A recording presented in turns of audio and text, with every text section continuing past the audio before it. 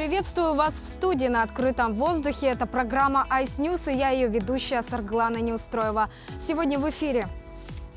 Автозимники по дороге УМНАС закрыли в Ленском районе.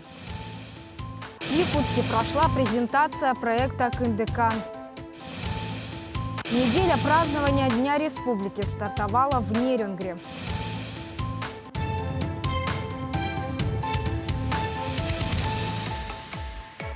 Автозимники по дороге УМНАС закрыли в Ленском районе. Так, для обеспечения безопасности запрещено движение на участках Ленск-Пеледуй и Ленск-Алекминск. Коснется это и других переправ. В настоящий момент подготовлено распоряжение за подписью главы Ленского района о закрытии льдовой переправы Нюи-Натора и автозимника для колонны Няла. Алроса представит на аукционе Кристис крупнейший в истории российской огранки бриллиант. Драгоценный камень с высочайшими характеристиками цвета и чистоты выставят в Женеве 12 мая. Масса бриллианта почти 101 карат. Специалисты создали его из редкого алмаза, который извлекли из трубки зорница в 2016 году. Этот кристалл – один из самых крупнейших из добытых алросов в 21 веке.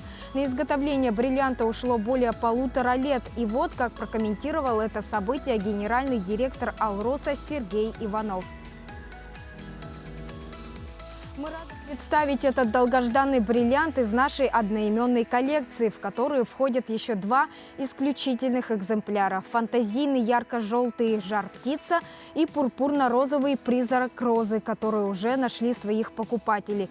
The Spectacle – это настоящее чудо природы, ограненное человеческой рукой. Собирательный образ малочисленных народов Севера презентовали в Якутске.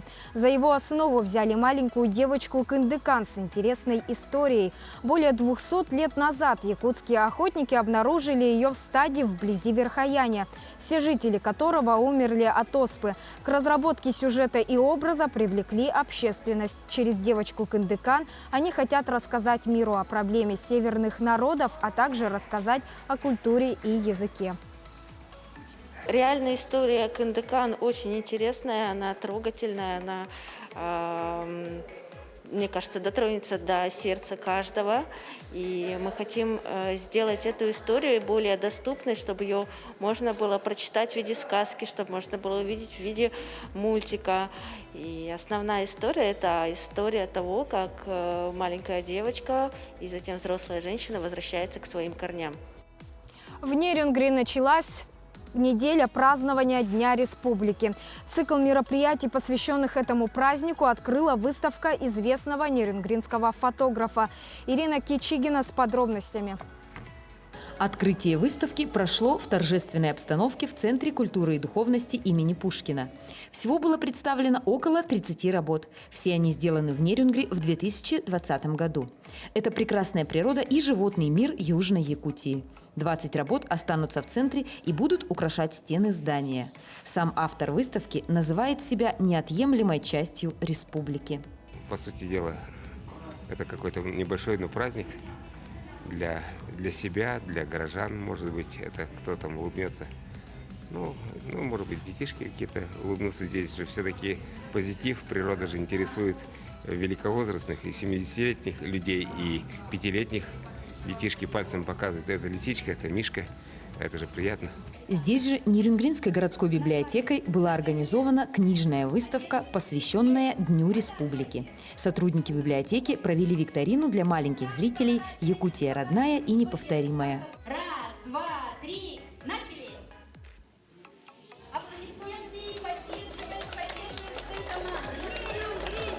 Как показал интерактив, ребята очень хорошо знают о своем родном крае. Но увидеть якутские красоты глазами Юрия Коковина оказалось особенно интересно. Все, кто пришел на выставку, остались довольны и унесли с собой прекрасное настроение. Фотографии у него очень просто красиво не подойдет. Они, наверное, передают очень хорошо всю природу якутскую, все вот эти вот нюансы.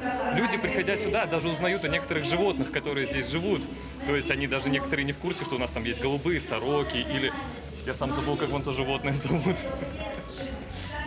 как бы классно. Напомним, Юрий Николаевич – постоянный участник республиканских, российских и международных выставок, член Союза журналистов, отличник печати Республики Саха-Якутия, отличник культуры Республики Саха-Якутия. А кроме этого, неутомимый путешественник, заядлый охотник, рыболов и, конечно, талантливейший фотограф.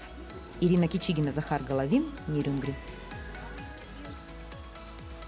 Река Припять разлилась в Белорусском Полесье. На кадрах видео, снятых с дрона в окрестностях деревни Погост Гомельской области, вода затопила поля, деревья и деревянные постройки. По сообщениям Белгидромета, на большинстве рек Беларуси в начале апреля вода находилась в пойме.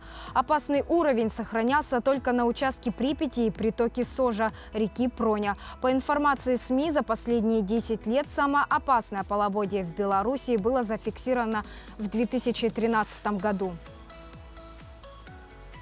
В Белогорском районе Республики Крым стартовала встреча воздухоплавателей «Крымские просторы», в рамках которой в 6-й раз проходит Всероссийский кубок по воздушному биатлону, а также Кубок Крыма.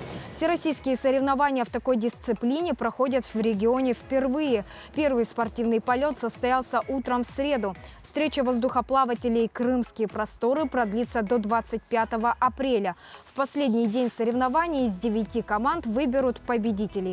Организаторы надеются, что теперь Кубок воздухоплавателей будет проходить на полуострове ежегодно. Перейдем к прогнозу погоды. В Якутске сегодня преимущественно без осадков. Ветер западный 2,7 метров в секунду. Порывы до 12 метров в секунду. Температура воздуха 0–2 градусов. В Колымо-Индигирских районах на юге, юго-востоке, северо-западе небольшой, местами умеренный снег. Ветер 3–8 метров в секунду. Порывы до 13 метров в секунду. 24 апреля на западе -3, -8. Днем -2, -3. На севере и северо-востоке -4, -9 градусов. Это были все новости к этому часу. Ну а я с вами прощаюсь. До встречи.